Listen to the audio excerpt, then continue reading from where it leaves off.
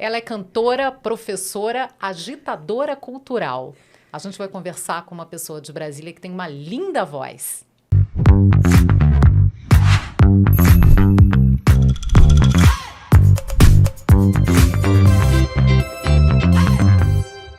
A minha convidada hoje é Ana Lélia. Um prazer te receber. Difícil até te apresentar, porque você faz tanta coisa, né? Que honra estar aqui, Márcia. Que alegria te receber. Quando é que você sabe que você está muito chique? Quando a Márcia Zaru te chama para ser entrevistada, meu Deus do céu, tô feliz demais de estar aqui hoje. Que delícia, que coisa boa te receber. Eu te apresentei como cantora, professora, agitadora cultural, mas eu acho que você é mais cantora que as outras coisas. Como é que a gente te define? Como é que você se define? Eu comecei a minha vida como cantora, parei por 20 anos e voltei para a música depois de 20 anos, depois de um hiato muito longo, né? Mas a educação foi aquilo que me deu a bagagem para tudo, Márcia. Então, assim, eu não consigo tirar esse chapéu da educação. Eu acho que tudo isso que você falou, educadora, cantora, o fato de eu ser educadora é o que faz eu ter esses vários chapéus. Então, a educação é o que me guia nas minhas composições, nessa coisa de agitação total, de colaboração. Então, eu me vejo muito como educadora que ama cantar. É como se fosse a sua base, né? Como se base. Fosse ali o alicerce onde você constrói o resto. É meu alicerce. A educação é tudo, me dá bagagem para compor. Eu amo. Vou ser uma eterna professora. Até quando... Eu ainda dou aula, né? Dou aula de música. Mas eu me vejo assim, porque eu tô num caminho assim, eu sei que uma hora eu vou parar e vou ficar só dedicada à produção, música e tal, mas eu nunca vou deixar de ser professora. Isso tá no é meu lindo, coração. porque a gente precisa tanto de gente apaixonada pela educação no Brasil. Eu acho que o que mais falta para a gente é essa transformação pela educação. Então, é muito lindo quando a gente ouve alguém falando desse amor por educar, por ensinar, por estar na sala de aula, ensinando música, ensinando vida para as crianças, né? Educação é especial. É tudo, principalmente no Brasil, né, Márcia? Assim, esse contexto tão difícil, né? Eu costumo dizer assim que eu não gosto que quando a gente diz assim, professor é herói, professor... Não, professor é um trabalho muito árduo, você tem que ter muita dedicação, principalmente na escola pública, eu comecei na escola pública, hoje não trabalho na escola pública, mas assim, eu comecei, é muito difícil, é muito desafiador. Então, assim, é quem gosta mesmo daquilo que faz e daquilo que transforma a vida das pessoas, né? Realmente é transformador. A profissão que nós temos hoje é graças aos professores que nós tivemos na nossa infância, no ensino médio, na universidade. Então, assim, eu amo. Com demais. certeza. Que lindo, que bom.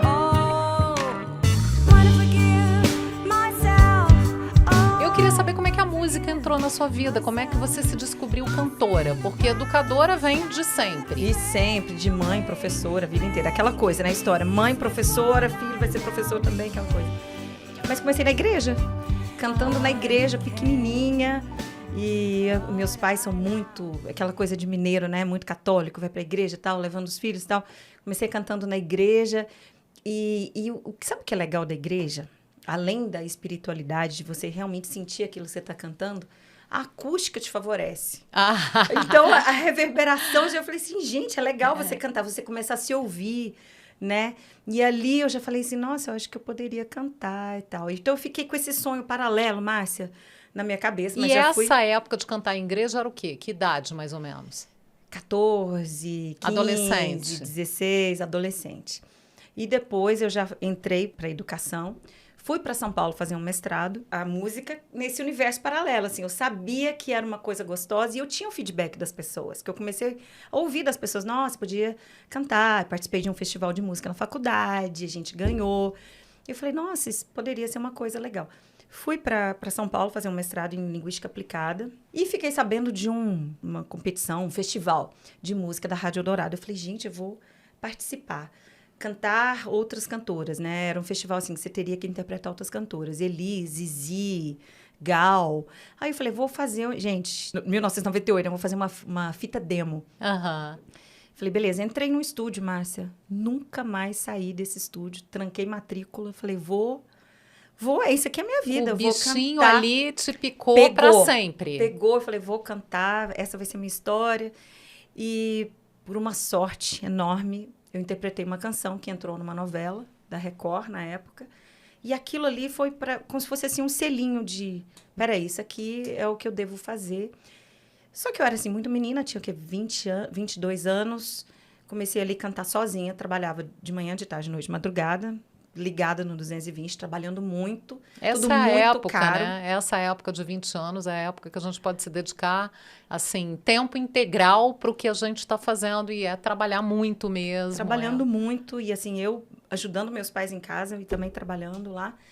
E aquela coisa do machismo estrutural, sendo uma menina. E eu comecei a receber muitas propostas e era tudo muito assim. Ah, eu acho que você não deve cantar isso. Ah, eu acho que você poderia vestir tal roupa. Ah, eu acho que você poderia fazer isso. Acho Isso que você das poderia... gravadoras? Não era gravadora ainda, era Não. quem estava trabalhando comigo ali. Entendi. E aí eu falei, cara, não vou mudar, não vou ser moldada por isso, não sou assim. É isso que eu quero fazer MPB. Na época era muito assim, eu ouvia muito Marisa Monte. Eu falei, era minha referência, né? Eu ouvia muito Elis. É isso que eu quero fazer. Mas eu sentia que tinha um sistema que queria te moldar. Não, você tem que ser assim, você tem que cantar assim. Eu falei, não. Tinham portas sendo abertas, mas existia essa estrutura que, tipo assim, ou você que se te encaixa, limitava, né? muito limitante. E aí, na época, eu conheci o Marcos, o Lozecan. Hoje nós não somos separados, somos muito amigos. E a gente foi para Londres. E em Londres, aí eu me dediquei totalmente à educação. Que foi maravilhoso. Por isso que a gente começou essa conversa eu dizendo exatamente isso. A educação foi o que me moldou. Porque, assim, depois de 20 anos parada, depois a gente voltou para o Brasil e eu fui voltando aos poucos para a música. E foi exatamente a educação aqui no Brasil, educação na Inglaterra, que fez toda a diferença para essa carreira musical que começou há 3 anos. E como é que você conseguiu ficar tanto tempo sem a música? Não fiquei. Fiquei, mas não fiquei. Porque, assim, dentro da educação, olha só como a educação fala muito alto. Eu conheci uma grande musicista. Eu sou muito... Minha maior qualidade, eu acho que eu sou cara de pau. Eu sou muito cara de pau. Você é comunicativa. Você é extremamente comunicativa. E eu falei agitadora cultural no sentido de você agregar sempre muita gente em torno de ações culturais. Eu vejo você fazendo isso o tempo inteiro em projetos muito diferentes. É. Então, por isso que eu falei agitadora cultural. Agitadora total. Não é? Eu acho que isso é coisa de professor. Eu acho, sabe, que o professor tem essa coisa da colaboração. Vem junto, porque... É o coletivo, é um olhar para o coletivo. O professor, a escola Paulo Freire, né, a minha escola, a gente pensa no coletivo. A gente pensa assim, se você pode andar de mãos dadas, por que você vai andar sozinho? Se você vai de mãos dadas, você pode até mais devagar, mas vai todo mundo junto. E aí um vai se espelhando no outro, todo mundo vai se ajudando. Quando eu estava na Inglaterra, eu estava na missa, ouvi uma voz, eu falei, meu Deus, que voz linda. Gente, a gente não está no Brasil, a gente está na Inglaterra. Os ingleses são mais, né, são privados demais. Reservados. Né? Muito reservados. Que voz linda, tal, acabou a missa, eu fui lá. Você tem uma voz muito linda, vamos fazer um projeto, isso aqui. Meu Deus, ela olhou para mim e falou, quem é essa louca que chegou aqui? Ela ficou 2 anos me analisando, esperando. Chamava para café... Caroline Chan, por coincidência, uma das maiores compositoras para música infantil. E eu não sabia disso, eu só ouvia a voz. Mas eu acho que eu tenho um dedo de ouro, assim, eu aponto e falo assim, maravilhosa, vamos. E aí ela, não, vamos esperar, vamos não sei o quê. Eu falei, nossa, eu tenho um projeto, eu amo a Amazônia, vamos fazer um projeto educacional sobre a Amazônia.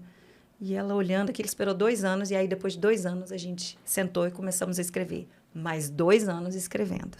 Esse projeto terminou em 2011. Nossa! Mas foi um super projeto que virou um musical sobre a Amazônia, um musical bilíngue que a gente fez sobre os animais, contando uma história, usando a Amazônia como uma plataforma de preservação ambiental. Fantástico, juntando sustentabilidade com cultura, com música. E com música brasileira, eu juntei educação. Um monte de brasileiros lá. E o que aconteceu? O príncipe Charles era príncipe, não era rei, e ele tinha um site de preservação The Rainforest Project all over the world, né? No mundo inteiro. E eles, por acaso, viram uma das nossas canções, a canção da formiga, inseriram no site e isso deu uma visibilidade muito grande para o projeto. A gente começou a fazer workshops e shows sobre a Amazônia, assim, tudo quanto é escola na Inglaterra.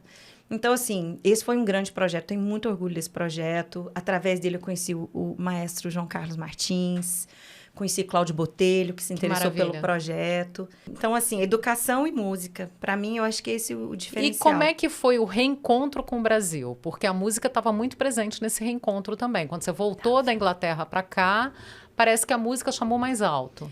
Brasília, Márcia, eu falo que foi um dos maiores presentes que eu recebi. Pessoas maravilhosas, mulheres principalmente. Meu ponto fraco é o forte, né? Meu ponto forte. Eu diria ponto forte. Meu ponto forte. Porque a gente precisa de iniciativas que valorizem cada vez mais e que combatam o machismo. Porque você estava falando que início da profissão, você teve essa coisa muito limitadora, porque todo mundo queria dizer como é que você devia se vestir, o que você devia cantar. E isso é muito machista, né? Isso. Normalmente, essa pressão é muito maior em cima das mulheres. Só que à medida que você vai envelhecendo, você sente essa libertação. Porque agora, principalmente comigo e com o Pingo, e essa vontade de trabalhar com mulheres é exatamente isso. É libertador. Então, assim, esse ano eu faço 50 anos e, inclusive, uma das canções que eu escrevi, chama Fica Comigo, foi baseada em um casal. Já me faz o verão. Que se apaixonou num home, né? Como se diz isso em português? Uma espécie de um asilo, uma casa de idosos, isso. Eles se apaixonaram. Ela tem 92 anos e ele 78. Eles se apaixonaram, se casaram. Eu achei essa história tão linda. Inspiradora. Entrei em contato. E libertadora também. Inspiradora e libertadora. Eu falei, que legal. Olha só, você não se importa o que ninguém vai pensar. A idade deles, ou se ela é mais velha, ou se ele é mais novo. Isso deu notícia no G1, e eu fui atrás para saber da história deles. Eles são muito simples, e eu falei assim, eu posso escrever a canção, né? Aí a assistente social fez a ponte, eles deixaram eu escrever a canção sobre a vida deles, mas eles não queriam, o que eu queria é que eles estivessem no videoclipe.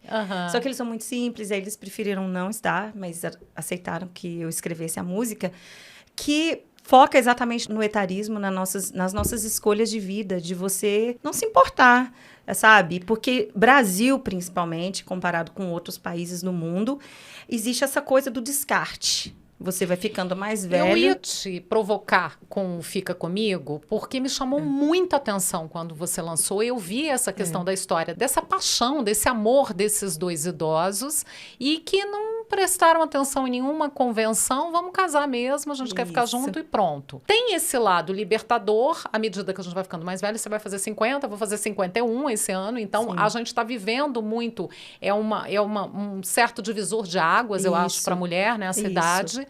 Mas a gente vai vendo que tem uma parte nossa que fica muito mais livre, mas tem uma parte nossa que tem muito mais dificuldade em conseguir as coisas. Exatamente. Por conta desse modelo brasileiro de descartar pessoas mais velhas. Exatamente. Ou de achar que pessoas mais velhas, ou na faixa de 50 ou 50 a mais, não servem para determinadas coisas. Quando deveria ser exatamente o contrário. Exatamente. Porque o que você faz com aquele acúmulo de experiência que você teve na tua vida? Então, quando eu voltei aos 46 para 47 anos, voltei para música. Então, eu fui ouvindo outras coisas, porque quando eu era mais jovem, vamos vestir isso, vamos ser mais sensual, vamos ser. E depois mas a indústria não perdoa. Você agora não tem idade para isso. Você não tem idade, já passou, a indústria não perdoa, porque a indústria quer isso, quer... Eu falei assim, a indústria é o caramba, então nós podemos fazer a nossa indústria, nós podemos fazer o nosso trabalho e com certeza inspirar uma enorme camada da sociedade que vai sendo deixada de lado, independentemente da sua função, e que a gente inspire mais mulheres a ir para frente. Eu achei maravilhoso isso. Eu me senti representadíssima nessa linha, isso. Sabe a história da Patrícia, que estava na faculdade? Sim, entrei em contato com ela, já somos amigas já. Que a jovens ficaram debochando porque ela era uma pessoa de 40 anos que estava fazendo um curso de graduação. Exatamente. É um negócio... absurdo. É inacreditável. É inacreditável, né? Porque, assim, desde quando a idade tem que ser limite para qualquer coisa? Então, isso tem que ser retratado na música. A Patrícia agora ganhou uma bolsa de estudos para ir para a Inglaterra. E eu acho que isso são sinais de que a sociedade tem uma pontinha de esperança, sabe? Para a gente ir para frente e quebrando essas barreiras, né? Ainda tem muita coisa muito forte. Às vezes, você vê coisas nas redes sociais que você fala, meu Deus do céu, como essa pessoa... Os coaches, né, de hoje em dia, como a pessoa pode ser permitida dizer certas coisas, né, para causar, né, e que podem ser tão ofensivas às mulheres, aos homens, principalmente às mulheres, né? Principalmente as mulheres. Porque a gente sofre de todas as formas. Porque envelhecer não é fácil. Não é fácil envelhecer. Mas tem tanta coisa legal que a gente pode compartilhar. Vai embora, se eu te pedir, você vai ficar. Não vai embora, não. Se eu te pedir, você não vai embora. Se eu te pedir, você não vai embora, não. E essa coisa do descarte no Brasil... É um descarte, isso. Eu acho que você usou a palavra que exatamente isso. As pessoas são descartadas... Em várias profissões. Em várias profissões a partir de determinada idade. Então, acho fantástico você abordar isso. Agora, você está falando, a gente está falando muito de educação, dessa coisa da consciência e dessas campanhas que têm que ser feitas e que têm que estar inseridas dentro da cultura e dentro da música, mas você tem também essa coisa muito coletiva e com um olhar muito social. Eu sei que você também é linkada em vários projetos sociais. Falou em projeto social, tem você ali dentro fazendo alguma coisa. Falou em projeto social, eu tô ali. Quais os projetos sociais agora, nesse momento, que você está apoiando? Porque eu vejo nas redes sociais o Reciclando Sons. Reciclando Sons. Que é maravilhoso, que é um projeto na Estrutural que ensina música clássica, violino para as crianças, para os filhos dos catadores que moram na Estrutural. A Rejane mora no meu coração. Eu fui conhecer o trabalho da Reciclando. Gente, Márcia, você conhece assim também, você sabe, é algo que é emocionante. É emocionante. É emocionante você estar lá e você ver a vida daquele grupo social sendo transformada através da música. Você ali, você vê o poder da música, você vê o poder também de uma mente no coletivo, né? Você vê a influência que a Rejane tem ali e aí o que aparece é o coletivo. Ela é uma inspiração para mim, é uma inspiração muito grande. E é um projeto que você entrou apoiando mesmo, fazendo lives para arrecadar dinheiro para sede, fazendo uma série de coisas, né? Uma série de coisas. A gente se conheceu na escola americana, a gente fez um projeto juntas lá e foi muito positivo mesmo. Mas assim, eu já trabalhei assim com alguns outros projetos, os Batucadeiros, já trabalhei com eles, já trabalhei com a Recomeçar também, que ajuda mulheres que passaram pelo câncer de mama. Eu acho muito relevante a gente falar sobre o câncer. O câncer é como se fosse sentença de como o etarismo é um estigma, é o descarte, assim, ficou mais velho, passou dos 40, passou dos 50, já não serve mais, a gente tem que falar e tem que cortar, tem que falar da própria idade, eu acho, sabe? Pra gente falar dos problemas e das vantagens. Envelhecer é simplesmente envelhecer. É natural, né, da vida. E não tem opção, né? A opção é morrer jovem, né? Eu prefiro envelhecer. Envelhecer, então. Que deveria ser, assim... O processo natural. O processo natural de todo mundo falar. Porque está todo mundo envelhecendo. O jovem não está ficando mais jovem. Né? Está todo mundo envelhecendo. E o câncer é uma doença que afeta todo mundo. Uma pessoa com câncer na família, todo mundo adoece. Todo mundo. Então, todos nós temos casos. Então, assim, é algo que mexe muito comigo, mobiliza muito. Então, assim, a gente já trabalhou muito com a Recomeçar, que ajuda mulheres que passam ou passaram pelo câncer de mama e de famílias vulneráveis, né, financeiramente. Então, assim, que tem que ter esse olhar, que sofreram muito durante a pandemia, né, pelo negacionismo, por terem sido negados também tratamento, porque também tinha tantas outras questões acontecendo durante a pandemia. Em tudo que eu faço, existe um porquê. Eu sei que eu nasci. Elas Cantam Rita Lee estava também dentro de um projeto para alertar as mulheres sobre câncer de mama, não estava? Sobre câncer de mama. Foi tão emocionante, Márcia. Pois é, e aí eu queria entrar de novo nessa questão do coletivo, porque você juntou um monte de gente, um monte de mulheres que são super queridas e representantes da cultura brasiliense nesse show no Clube do Choro. Elas fogem de mim já. Daniela Firme, de Ribeiro, meu Deus do céu, só fera, só fera. Musas, né? Larissa Vitorino, Andresa Souza, Carol Mello, Natália Cavalcante, Ana Clara Reile, meu Deus, são mulheres lindas. Esse é o nosso terceiro projeto, terceiro Elas Cantam. A gente já fez Elas Cantam Roberto Carlos e veio o maestro do Roberto Carlos cantar antes da Covid. Roberto Carlos é uma religião, né? Sim. A gente não precisava cantar. O público já, é claro, todo mundo sabe todas as músicas. Todas as músicas. E Rita Lee foi também. A Rita mesma Lee coisa. também, Rita Lee foi tão emocionante, Márcia, assim... primeiro, eu amo Brasília. Toda a imprensa estava lá, fazendo a cobertura. Estava lotado. As pessoas... Rita Lee também é uma religião. todo mundo cantava. E a vibe das pessoas, mas principalmente porque elas sabiam que elas estavam ali também por uma causa social. Aham. Sabe? Então, assim, essa coisa de você usar a arte para colocar um ponto de luz onde se realmente faz necessário. Com aquele tanto de mulher no palco, sabe? Cada uma cantando de um jeito. E são mulheres, Cada uma- isso que eu ia falar, são mulheres muito diferentes. Todas Muito. têm uma representatividade muito grande. Muito grande. São muito conhecidas do público, São. mas cada uma dentro de um quadrado bem diferente, né? É Umas das isso. outras. É isso. Eu até arrepio quando eu falo assim. O antes, todo mundo ali, abraçado ali na cochita, assim, sabe? E falando sobre o projeto e se entregando de coração para aquilo. E quando tava no palco, tava realmente arrepiante, assim, todo mundo junto. Foi assim, a tribo de cada cantora foi, além de outras pessoas. Então, isso é muito poderoso. Isso é muito E é o poder, gratificante. eu acho que a gente volta para aquilo que você estava falando das mãos dadas, né? É o Isso. poder da coletividade, é o poder da união. Poder Você da união. tem várias pessoas ali com um objetivo comum, mas cada uma do seu jeito, cada uma na sua, né, no seu espaço. Ninguém precisa competir, Não. ninguém precisa invadir o espaço da outra. Não. Então Porque eu a acho que isso é beleza- muito legal, você conseguir mostrar isso, né? Que isso tem força. Porque é exatamente isso, é a beleza do diferente. Para que Aham. ser igual? Para que copiar o jeito de alguém cantar? Porque é o diferencial que faz a beleza. Fala assim, olha como somos diversas, não precisamos ser iguais e podemos e todo mundo crescer junto. E é a mesma vibe ali, todo mundo. É legal. algo que, assim, fazer com a Dani, com a Larissa, com a Di, com todas as meninas, todo mundo acredita nisso. Então, assim, eu sou a louca que gosta de criar A agitadora plataforma. cultural. A agitadora cultural, como eu falei no início. É bem isso, né? Eu tenho agora a minha mão direita e esquerda, que é a Tita Lira, que ajuda também, que é super agitadora.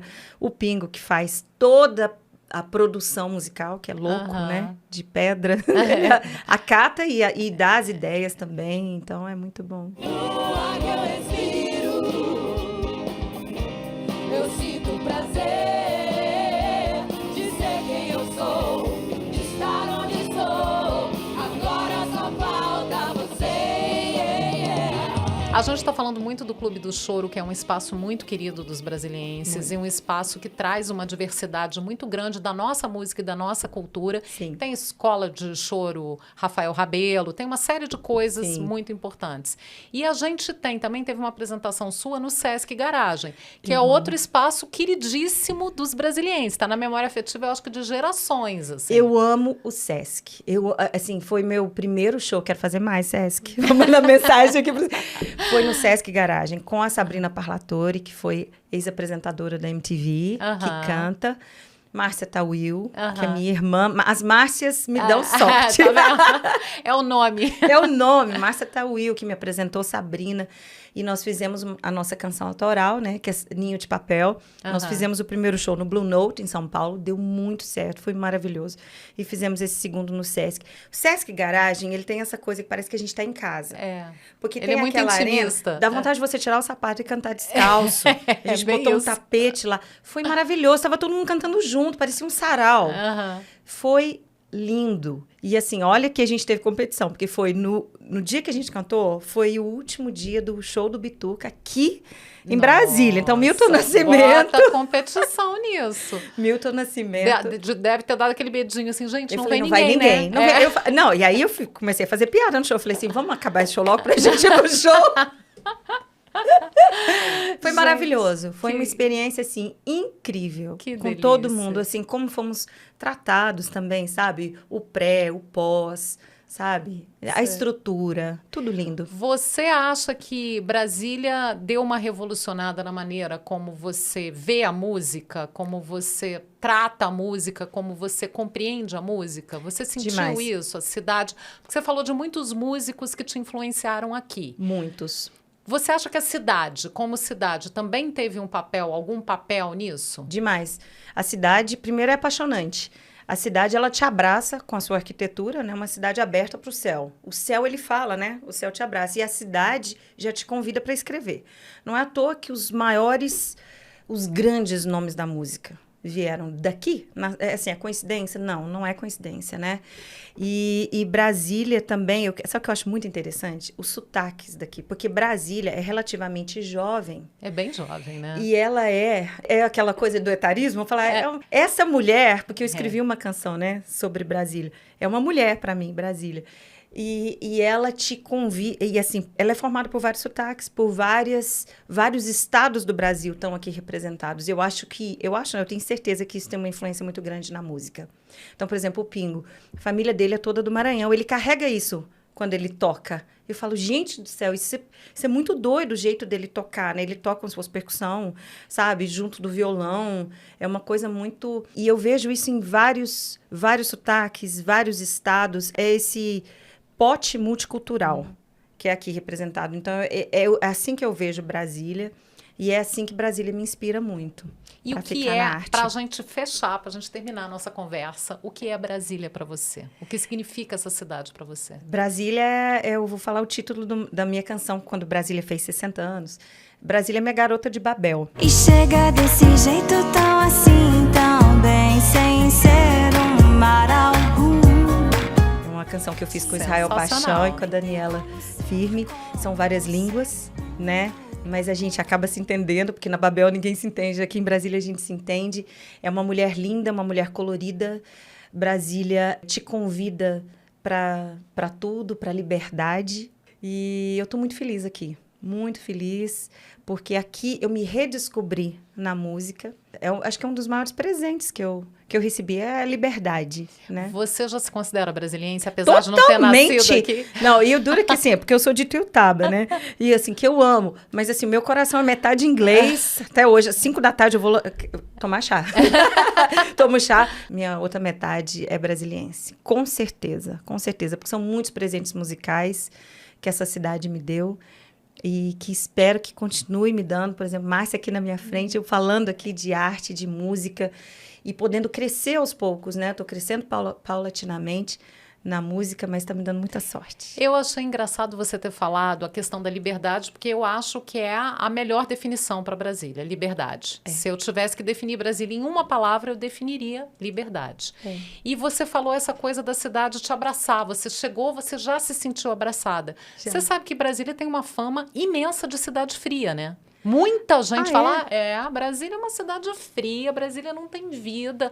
Você chega, você não consegue se relacionar, a cidade te joga para fora. Muita gente fala isso. Não. E você falou justamente o contrário. Que eu já tinha ouvido falar de Brasília assim, não tem esquina.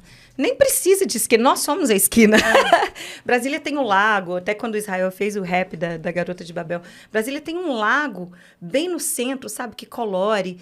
Tem esse céu aberto, porque a gente é engolido pelo céu, né? Porque não tem os arranha-céus que todos os outros estados têm, né? Que, né? Brasília também não é um estado, né? É o Distrito Federal. Mas, assim, é tão diferente, é tão colorido, é tão azul, tem o Cerrado. Tem tanta coisa, então, assim, eu me sinto... E os estados, essa coisa de todo mundo estar aqui... Caldeirão de culturas. A última coisa que eu vejo é a capital política. É a última coisa, porque às vezes vem as pessoas... não, porque a política... Eu falei assim, não, eu não vejo Brasília como a capital política do país. Então, assim, deixa a política para lá. Eu também escrevo sobre política, sempre com a crítica bem...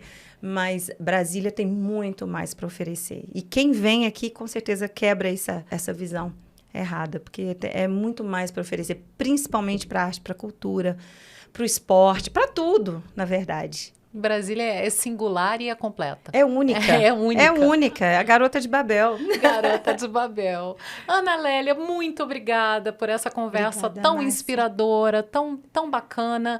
Muitos projetos lindos para você pela frente. E espero te ver em muitos palcos de Brasília. Eu te agradeço imensamente por estar aqui. Eu vi a Di aqui, eu falei, não, eu também quero. Você entrevista tantas pessoas, sabe? Você faz tanto pela arte, pela cultura. E eu acho que isso é o diferencial também, sabe? A gente tem tantos cantores, tanta arte, tanta cultura. A gente precisa de vitrine, né? Para essas pessoas que estão fazendo, construindo a nossa cultura todos os dias. Amém. Né? Muito obrigada. Obrigada. Beijo. O Sesc Cultura ao Quadrado volta na próxima semana com outra entrevista. Até lá.